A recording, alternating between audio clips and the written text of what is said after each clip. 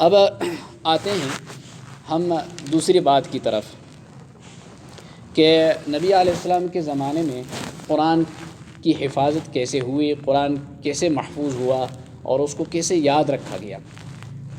نبی علیہ السلام پر قرآن ایک ہی دفعہ پورا نازل نہیں ہوا تھا، بلکہ جیسے کہ گزشتہ درس میں آپ نے سنا 23 سال کے عرصے میں تھوڑا تھوڑا کر کے کبھی کبھی ایک آیت، کبھی 2 آیتیں، کبھی ایک سورت، کبھی 2 سورتیں اس طرح نازل ہوئی ہیں۔ تو اس لیے آپ کے زمانے میں یہ ممکن نہیں تھا کہ شروع ہی سے اسے کتابی شکل میں لکھ کر محفوظ کر لیا جاتا۔ چنانچہ ابتدا میں قرآن کریم کی حفاظت کے لیے سب سے زیادہ زور حافظے پر دیا گیا تھا، اور عربوں کے کمال کے حافظے ہوتے تھے، ان کو ہزاروں اشعار ایک ایک آدمی کو یاد ہوتے تھے، اور اس طرح ان کو اپنے اپنا نسب تو کیا، اپنے اونٹوں اور گھوڑوں کے نسب بھی یاد ہوتے تھے۔ غضب کا حافظہ تھا عربوں کا، تو شروع میں قرآن کو حافظے کے زور سے یاد کیا گیا۔ چنانچہ آپ نے بھی حافظے کے ذریعے سے قرآن کو یاد کیا۔ قرآن لکھے ہوئے شکل میں تو نازل نہیں ہوا تھا، جس طرح کہ تورات تختیوں پر یعنی لکھی ہوئی تھی اور نازل ہوئی، یک بارگی ساری تورات، پوری کی پوری تورات ایک ساتھ نازل ہوئی اور لکھی ہوئی شکل میں۔ قرآن اس طرح نہیں تھا، آپ کو پڑھایا جاتا اور آپ یاد کرتے۔ سورہ قیامہ میں آپ نے پڑھا کہ جب آپ صلی اللہ علیہ وسلم پر جبریل علیہ السلام کوئی آیت لے کر اترتے تو آپ جبریل علیہ السلام کے ساتھ اس کو پڑھتے جاتے تھے، اس خوف سے ایسا نہ ہو کہ میں بھول جاؤں۔ تو اللہ تعالیٰ نے فرمایا لا تحرک به لسانک لتعجل به، آپ اپنی زبان کو نہ ہلائیں، یعنی جلدی جلدی پڑھنے کی کوشش نہ کریں کہ آپ بھول جائیں، بلکہ یاد کرانا اور یاد رکھنا یہ ہمارا کام ہے کہ ہم آپ کو یاد کرائیں گے اور آپ یاد رکھ سکیں گے۔ تو اس طرح حافظے پر زور دیا گیا تھا، لیکن حافظے کے ساتھ ساتھ قرآن کے لکھنے کا بھی اہتمام کیا گیا، قرآن کے لکھنے کا بھی اہتمام کیا۔ تو قرآن کے لکھنے کے لیے اللہ کے نبی نے صحابہ کرام کی ایک جماعت مقرر فرمائی تھی، وہ قرآن کو لکھا کرتے تھے۔ ان میں سر فہرست حضرت زید بن ثابت رضی اللہ عنہ ہیں، جن کو کاتب وحی کہا جاتا ہے، اور آپ کے علاوہ اور بھی صحابہ کرام تھے۔ آپ صلی اللہ علیہ وسلم قرآن کریم کو لکھوانے کا جب اہتمام فرماتے، حضرت زید بن ثابت رضی اللہ عنہ سے فرماتے کہ ان آیتوں کو لکھیں جو مجھ پر نازل ہوئی ہیں۔ حضرت زید بن ثابت کے علاوہ اور بھی بہت سارے صحابہ کرام تھے جو کتابت وحی کے فرائض انجام دیتے تھے، جن میں خلفائے راشدین تھے۔ خلفائے راشدین تو آپ جانتے ہیں، 4 بڑے خلیفے، حضرت ابوبکر، حضرت عمر، حضرت عثمان، حضرت علی رضی اللہ عنہم، یہ بھی کتابت وحی کا کام کرتے تھے۔ اسی طرح حضرت ابی بن کعب جو صحابہ کرام میں سب سے بڑے قاری مانے جاتے تھے، تو وہ بھی کتابت وحی کا کام کرتے تھے۔ حضرت زبیر بن عوام تھے، حضرت معاویہ رضی اللہ عنہ، اور حضرت مغیرہ بن شعبہ، حضرت خالد بن ولید، حضرت ثابت بن قیس رضی اللہ عنہ، حضرت ابان بن سعید رضی اللہ عنہ، یہ خاص طور پر قابل ذکر ہیں، یہ بھی کتابت وحی کا کام کرتے تھے۔ ایک روایت میں آتے ہیں، حضرت عثمان رضی اللہ عنہ فرماتے ہیں کہ آپ صلی اللہ علیہ وسلم کا معمول یہ تھا کہ جب قرآن کا کوئی حصہ نازل ہوتا تو آپ کاتب وحی کو یہ ہدایت فرما دیتے تھے کہ اسے فلاں صورت میں فلاں فلاں آیت کے بعد لکھا جائے، فلاں صورت میں فلاں فلاں آیت کے بعد لکھا جائے۔ تو اس زمانے میں کاغذ تو کمیاب تھا، کاغذ اس طرح تو جس طرح کہ ہمارے زمانے میں کاغذ تو یعنی استعمال ہوتا ہے، اس زمانے میں کاغذ اتنے زیادہ نہیں تھے، تو قرآن لکھا جاتا تو قرآن کی آیتیں زیادہ تر پتھر کی سلوں اور اسی طرح چمڑے کے پارچوں، کھجور کی شاخوں اور بانس کے ٹکڑوں، درخت کے پتوں اور جانوروں کی ہڈیوں پر قرآن کی آیتیں لکھی جاتی تھیں۔ البتہ کبھی کبھی کاغذ کے ٹکڑے بھی استعمال ہوتے تھے، ایسا نہیں کہ بالکل کاغذ استعمال ہی نہیں ہوتا تھا، کامیاب تھا، جتنا کاغذ میسر ہوتا تو اتنا وہ آیتیں اس پر لکھی جاتی، لیکن کاغذ کامیاب ہونے کی وجہ سے باقی چیزوں پر بھی قرآن لکھا جاتا تھا۔ تو اس طرح نبی علیہ السلام کے زمانے میں ایک نسخہ وہ تھا جو آپ صلی اللہ علیہ وسلم نے اپنی نگرانی میں لکھوایا تھا، صحابہ کرام کی یہ کمیٹی تھی، ان سے لکھواتے تھے، تو یہ ایک نسخہ تیار ہوا، لیکن وہ مرتب کتابی شکل میں نہیں تھا۔ تو کسی کے پاس چند آیتیں ہوتی تھی، کسی کے پاس مثلا 5 آیتیں، کسی کے پاس 10 آیتیں، کسی کے پاس 1 سورت، کسی کے پاس 2 سورتیں، اس طرح یہ متفرق پارچوں کی شکل میں تھا۔ تو ساتھ ساتھ صحابہ کرام اپنی یادداشت کے لیے اپنے پاس خود لکھ کر رکھتے تھے۔ ایک تو نبی علیہ السلام لکھواتے تھے، وہ ایک نسخہ تیار ہوا تھا، بعض صحابہ کرام اپنی یادداشت سے تو وہ لکھتے تھے۔ صحابہ کرام میں بہت سارے حفاظ بھی تھے، انہوں نے قرآن نبی علیہ السلام کے زمانے میں حفظ کیا تھا۔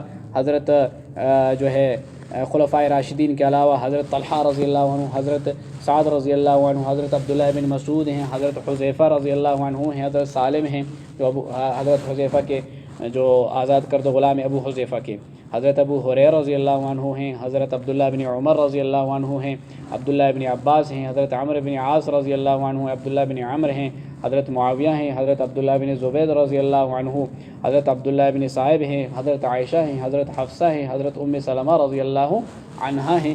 یہ جو ہے بڑے بڑے حافظ تھے، نبی علیہ السلام کے زمانے میں انہوں نے قرآن کو حفظ کیا تھا مکمل۔ تو یہ اپنی یادداشت کے لیے بعض صحابہ کرام اپنے پاس کچھ آیتیں لکھا کرتے تھے۔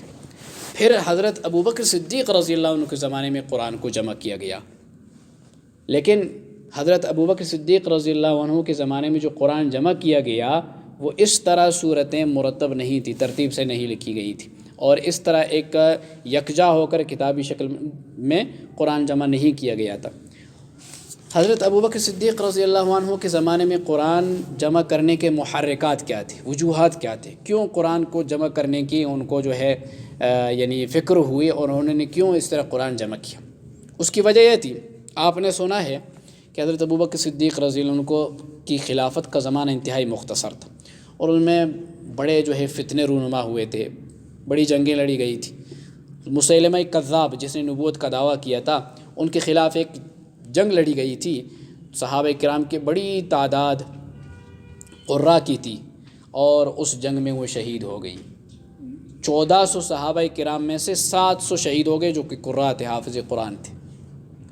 تو حضرت عمر رضی اللہ عنہ کو فکر ہوئی کہ اس طرح اگر جنگوں میں صحابہ کرام میں سے جو قراء ہیں وہ شہید ہوتے جائیں گے تو قرآن ناپید ہو جائے گا، اور قرآن یعنی اس کا ایک بہت بڑا حصہ چلا جائے گا، یعنی کہ حفاظ ہیں، حفاظ کے ساتھ قرآن بھی چلا جائے تو قرآن کیسے محفوظ ہو جائے گا؟ تو اس لیے حضرت عمر رضی اللہ عنہ نے ابوبکر صدیق رضی اللہ عنہ کو مشورہ دیا کہ آپ قرآن کو جمع کریں، مجھے ڈر ہے کہیں ایسا نہ ہو کہ جنگوں میں اس طرح حفاظ کی شہادت سے قرآن بھی ختم نہ ہو جائے، ضائع نہ ہو جائے۔ حضرت ابوبکر صدیق رضی اللہ عنہ نے حضرت زید بن ثابت جو کاتب وحی ہیں، سر فہرست ہیں، تو ان کو جمع کیا اور ان سے کہا کہ آپ قرآن کو جمع کریں۔ تو انہوں نے کہا کہ ابھی حضرت عمر رضی اللہ عنہ نے مجھے آ کر یہ مشورہ دیا کہ آپ قرآن کو جمع کریں۔ تو حضرت زید بن ثابت نے کہا کہ میں کیسے وہ کام کروں جو آپ صلی اللہ علیہ وسلم نے نہیں کیا؟ حضرت ابوبکر صدیق رضی اللہ عنہ نے فرمایا میں نے بھی شروع میں اسی طرح جو ہے یعنی کہ حضرت عمر رضی اللہ عنہ سے کہا تھا کہ وہ کام جو نبی علیہ السلام نے نہیں کیا تو میں وہ کام کیسے کر سکتا ہوں؟ پھر اللہ تعالیٰ نے مجھے شرح صدر عطا فرمایا، میرا سینہ اس کام کے لیے کھول دیا، میری بھی رائے وہی ہو گئی جو حضرت عمر رضی اللہ عنہ کی رائے تھی۔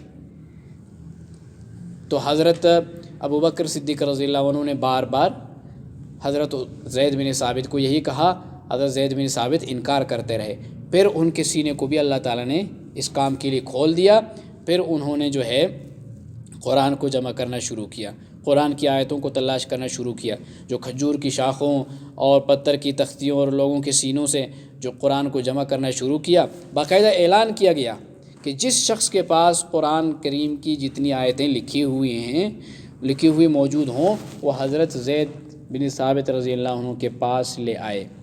جب کوئی شخص ان کے پاس قرآن کی کوئی آیت لکھی ہوئی آیت لے کر آتا تو آپ 4 طریقوں سے اس کی تصدیق کرتے پھر لکھتے۔ سب سے پہلے اپنی یادداشت سے اس کی توثیق کرتے تھے، قرآن یاد تھا کہ وہ پڑھتے اور اسی کے مطابق لکھا ہوا ہوتا تو پھر اس کو وصول کرتے۔ حضرت زید بن ثابت کے ساتھ حضرت عمر رضی اللہ عنہ بھی حافظ قرآن تھے، تو بعض روایت سے ثابت ہے کہ حضرت ابوبکر صدیق رضی اللہ عنہ نے اس کام میں ان کو بھی حضرت زید بن ثابت رضی اللہ عنہ کے ساتھ لگا دیا تھا۔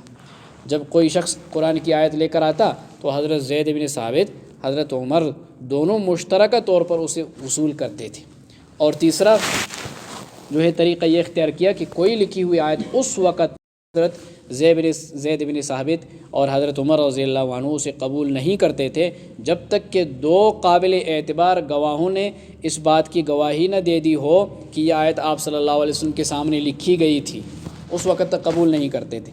اس کے بعد ان لکھی ہوئی آیتوں کا ان مجموعوں کے ساتھ ان کا جو ہے مقابلہ کیا گیا، کمپیئر کیا گیا، جو مختلف صحابہ کرام نے تیار کر رکھے تھے، کیا ان کے مطابق ہیں یا نہیں ہیں۔ اس طرح جو ہے حضرت ابوبکر صدیق رضی اللہ عنہ کے زمانے میں یہ قرآن جمع کیا گیا، تو یہ ایک نسخہ تیار ہوا، تو انہیں کاغذ کے صحیفوں میں مرتب شکل میں جمع کیا، کاغذ کے صحیفوں میں، لیکن ہر صورت علیحدہ علیحدہ صحیفے میں لکھی گئی تھی، ہر صورت علیحدہ علیحدہ، ایک صحیفہ ایک صورت پر مشتمل، دوسرا صحیفہ دوسری صورت پر مشتمل، اس طرح یکجا نہیں تھی، تو بہت سارے صحیفوں پر جو ہے قرآن کی صورتیں مشتمل تھی۔ ان صحیفوں کو جو ہے اس نسخے کو کہا جاتا ہے، اور اس کی خصوصیات یہ تھی کہ اس نسخے میں قرآنی آیتیں آپ صلی اللہ علیہ وسلم کی بتائی ہوئی ترتیب کے مطابق مرتب تھی۔ جس طرح آپ نے بتایا تھا فلان آیت کو فلان صورت کے بعد اور فلان صورت کو فلان صورت کے بعد رکھا جائے، اسی ترتیب پر مرتب تھی۔ دوسری خصوصیات اس نسخے کی جو حضرت ابوبکر صدیق رضی اللہ عنہ نے لکھوایا وہ یہ تھی کہ قرآن کریم کے 7 حروف جو 7 انداز ہیں قرأت کے، جو میں نے عرض کیے تھے، جن کی تشریح ابھی آپ نے سن لی، تو اس 7 طریقے جمع تھے اس میں قرأت کے۔ جیسے میں نے کہا ایک لفظ کی جگہ پر دوسرا لفظ دوسری قرأت میں ثابت ہے، وہ سب جمع کیے گئے، وہ طریقے 7 حرفوں جو قرأت کے تھے ان پر جو ہے یہ مشتمل تھا۔ اور تیسری خصوصیت اس نسخے کی یہ تھی کہ اس میں وہ تمام آیتیں جمع کی گئی تھیں جن کی تلاوت بھی منسوخ ہو چکی تھی۔ قرآن کریم کی بہت ساری آیتوں کی تلاوت منسوخ ہو چکی ہے۔ مثلا ایک حدیث ہے، میں مثال دوں تاکہ بات آسانی سے سمجھ میں آ جائے، کہ ایک حدیث ہے الشیخ والشیخۃ اذا زنیا فرجموہما، جب کوئی بوڑھا مرد بوڑھی عورت کے ساتھ بدکاری کا معاملہ کرے، تو حدیث شریف کہ یہ الفاظ اصل میں قرآن کی آیتیں تھیں، تو اس میں حکم یہ دیا گیا ہے فرجموہما نکالا من اللہ، ان دونوں کو سنگسار کر کے ہلاک کر دو، لوگوں کو عبرت دکھانے کے لیے۔ تو یہ قرآن کی آیت تھی، لیکن اس کی تلاوت منسوخ کر دی گئی۔ اب منسوخ کرنے کی حکمت کیا تھی وہ اللہ تعالیٰ بہتر جانتے ہیں، تو لیکن اس کا حکم باقی ہے۔ سورہ نور کا ایک بہت بڑا حصہ جس کی تلاوت بھی ہوتی تھی اور جس کے احکام بھی نافذ ہوتے تھے، لیکن بعد میں اس کی تلاوت بھی منسوخ کر دی گئی اور اس کے احکام بھی منسوخ، اور بہت ساری آیتیں جن کی تلاوت تو منسوخ ہے لیکن حکم اب بھی باقی ہے، جیسے یہ حدیث میں نے ابھی آپ کے سامنے پڑھی۔ تو اس طرح جو ہے اس نسخے میں جو حضرت ابوبکر صدیق رضی اللہ عنہ نے جو قرآن کو جمع کیا، اس میں وہ منسوخ جو جن کی آیتوں کی تلاوت منسوخ تھی وہ آیتیں بھی جمع کی گئی تھی۔ حضرت ابوبکر صدیق رضی اللہ عنہ کی زندگی میں یہ نسخہ ان کے پاس رہا، اور پھر حضرت ابوبکر صدیق رضی اللہ عنہ کے بعد حضرت عمر رضی اللہ عنہ کے پاس رہا، اور پھر حضرت عمر رضی اللہ عنہ کی شہادت کے بعد یہ نسخہ ان کی صاحبزادی حضرت ام المومنین حضرت حفصہ رضی اللہ عنہا کے پاس رہا یہ نسخہ۔ پھر حضرت حفصہ کی وفات کے بعد مروان ابن حکم نے اس خیال سے اس کو نظر آتش کر دیا کہ حضرت عثمان رضی اللہ عنہ کے زمانے میں جو مصاحف تیار ہو چکے تھے اس کی وجہ سے کہا کہ اب اس کی ضرورت نہیں رہی، تو یہ حضرت عثمان رضی اللہ عنہ کے زمانے میں پھر قرآن کو جمع کیا گیا، اس کی الگ وجہ تھی اور وہ الگ انداز میں جمع کیا گیا تھا۔ حضرت عثمان رضی اللہ عنہ جب خلیفہ بنے تو اسلام عرب سے نکل کر روم، ایران کے دور دراز علاقوں تک پہنچ چکا تھا۔ اب مختلف علاقوں میں جو ہے لوگ مسلمان ہوتے رہے اور اسلام میں داخل ہوتے گئے، اور ظاہر ہے کہ جو وہاں کے کافر اسلام قبول کرتے وہ قرآن سیکھنے کی بھی فکر کرتے، تو وہاں کے مجاہدین سے وہ قرآن سیکھا کرتے تھے۔ تو مجاہدین بعض ایسے تھے کہ ایک قرأت پڑھتے تھے، دوسرا مجاہد دوسری قرأت پڑھتا تھا، تو وہ اس طرح جو ہے ہر ایک کو اپنی قرأت کے مطابق قرآن سکھانے لگے۔ پھر ایک زمانہ یہ تھا کہ لوگوں کو پتہ تھا کہ قرآن مختلف قرأتوں میں نازل ہوا ہے، کوئی اختلاف نہیں تھا، لیکن بعد میں جب دور دراز علاقوں تک اسلام پہنچ گیا، لوگ اس چیز سے ناآشنا ہو گئے تھے کہ قرآن مختلف قراتوں میں نازل ہوا ہے۔ وہ سمجھتے تھے ایک ہی انداز میں، ایک ہی قرات میں قرآن نازل ہوا ہے۔ تو پھر کیا ہوا کہ ایک علاقے میں کچھ لوگ ایک انداز میں قرات پڑھتے تھے، دوسرے علاقے میں دوسرے انداز میں قرات پڑھنے والے ہوتے تھے۔ تو جب وہ ایک دوسرے کی قرات کو سنتے تھے تو سمجھتے تھے کہ یہ تو کافر ہو گیا ہے، یہ تو قرآن کیسے غلط پڑھ رہا ہے۔ جیسے کہ ہمارے ہاں اس موجودہ زمانے میں بہت سارے لوگوں کو پتہ نہیں ہے قرآن مختلف انداز میں نازل ہوا ہے۔ اگر کوئی مولوی صاحب جو ہے نماز کے اندر اس طرح پڑھنا شروع کرے، والضحی واللیل اذا سجے، نماز کے اندر ہی اس کو گریبان پکڑا جاتا ہے کہ یہ مولوی صاحب تو گمراہ ہو گئے، غلط قرآن پڑھتا ہے۔ تو اس طرح جو ہے حضرت عثمان رضی اللہ عنہ کے زمانے میں یہ اختلاف اس طرح شدید ہو گیا کہ لوگ ایک دوسرے پر کفر کے فتویٰ دینے لگے۔ تو اس کی تفصیل روایت میں اس طرح آتی ہے کہ حضرت حذیفہ بن یمان جو فاتح ایران ہیں، تو وہ آرمینیا اور آذربائیجان کے محاذ پر جہاد میں مشغول تھے۔ وہاں انہوں نے دیکھا کہ لوگوں میں قرآن کریم کی قراتوں کے بارے میں شدید اختلاف ہو رہا ہے۔ چنانچہ وہ مدینہ آئے اور حضرت عثمان رضی اللہ عنہ کو بتایا کہ قبل اس کے کہ یہ امت قرآن کے بارے میں یہود و نصارہ کی طرح اختلاف کا شکار ہو جائے، تو آپ اس کا علاج کیجئے۔ حضرت عثمان رضی اللہ عنہ نے پوچھا بات کیا ہے دراصل؟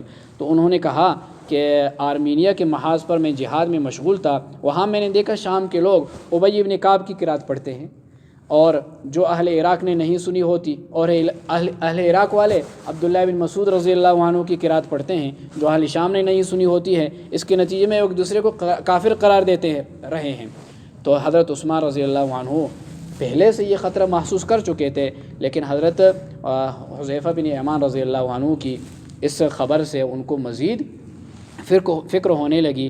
اس غرض کے لیے حضرت عثمان رضی اللہ عنہ نے حضرت حفصہ رضی اللہ عنہ کے پاس، جو حضرت ابوبکر صدیق رضی اللہ عنہ کا نسخہ پہنچ چکا تھا، آپ نے ابھی سنا، تو حضرت حفصہ کے پاس پیغام بھیجا کہ آپ کے پاس ابوبکر کا تیار کرایا ہوا جو نسخہ موجود ہے، جو صحیفے موجود ہیں، جو صورتیں جو صحیفوں میں لکھی ہوئی تھیں، وہ ہمارے پاس وہ نسخہ بھیج دیجئے، تو ہم ان کو مصاحف میں نقل کر کے پھر وہ آپ کو واپس کر دیں گے۔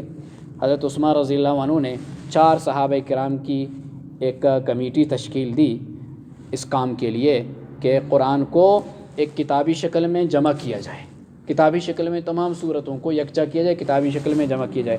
اس کمیٹی کے ارکان تھے حضرت زید بن ثابت اور حضرت عبداللہ بن زبیر اور حضرت سعید بن العاص رضی اللہ عنہ اور حضرت عبد الرحمن بن حارث بن ہشام۔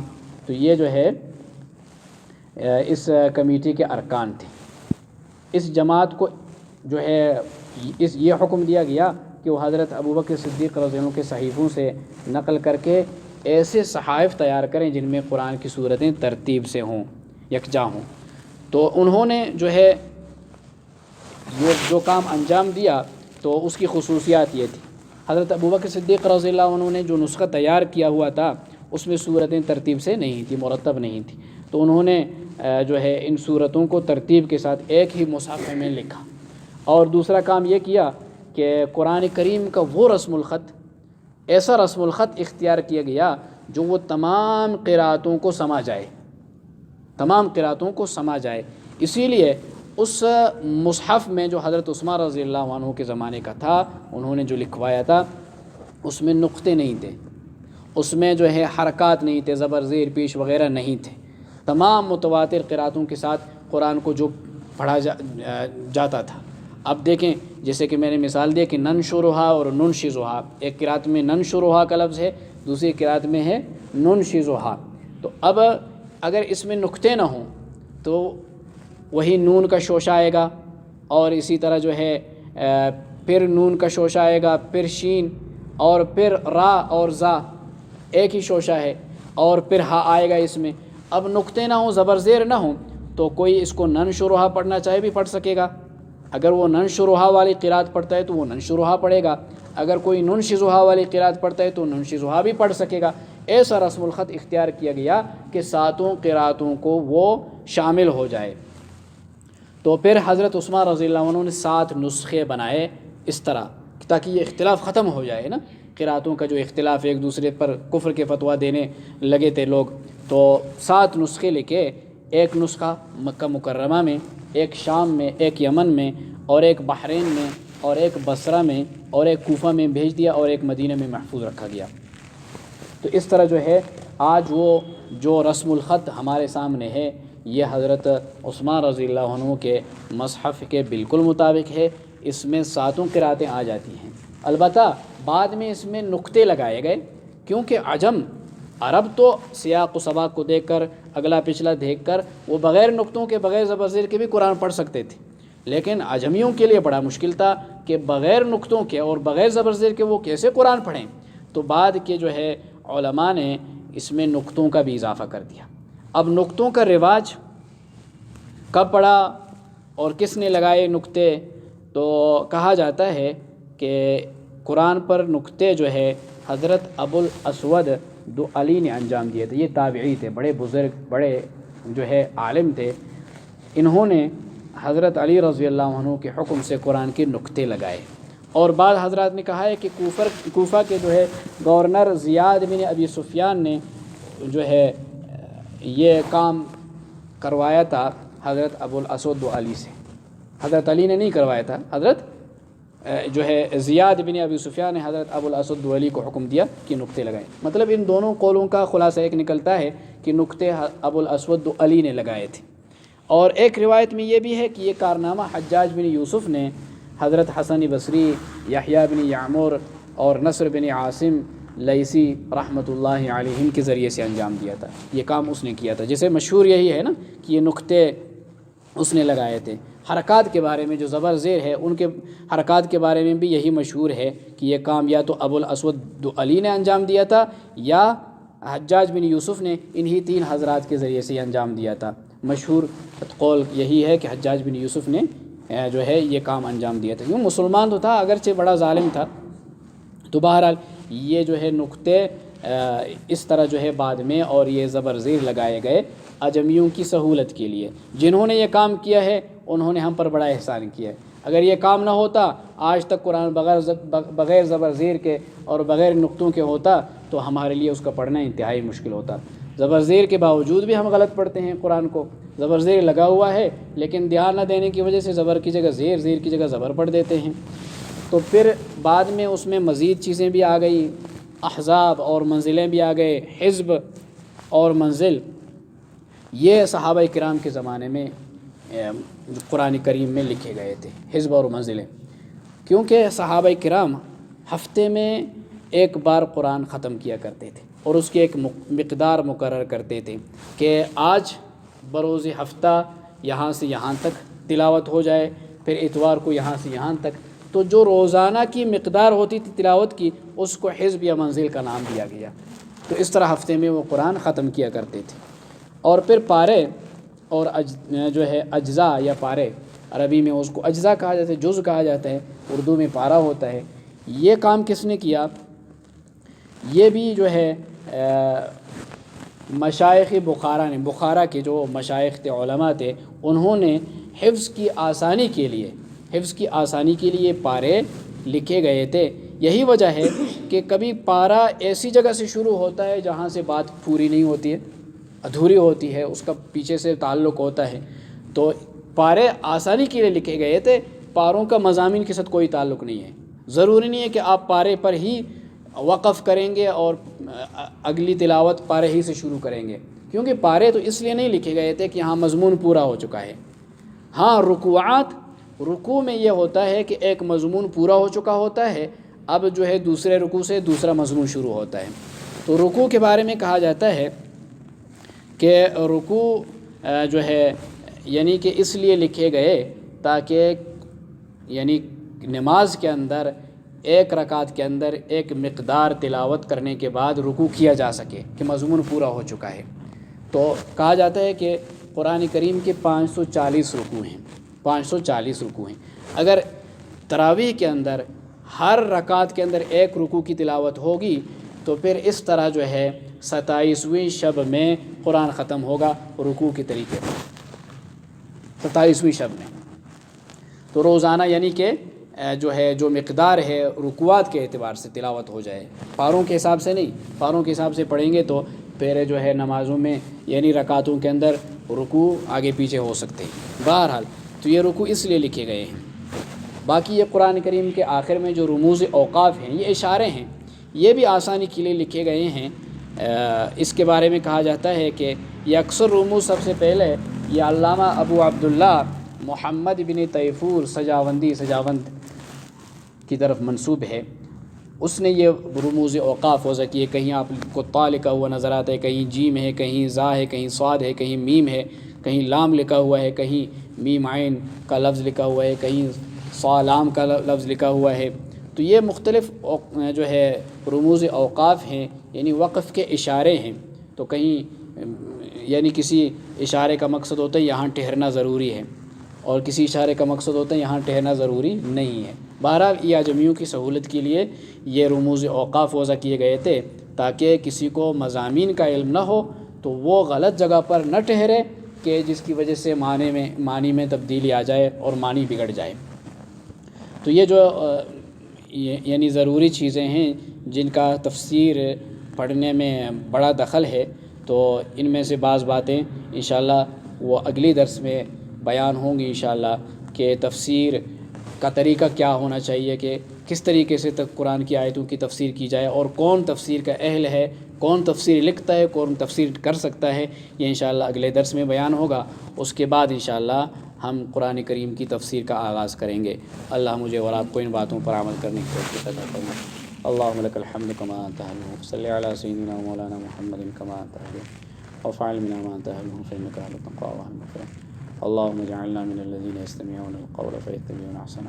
اللہم انفعنا بما علمتنا وعلمنا ما ينفعنا وزدنا علما۔ صلی اللہ تعالی علی النبی الکریم رحمتک یا رب۔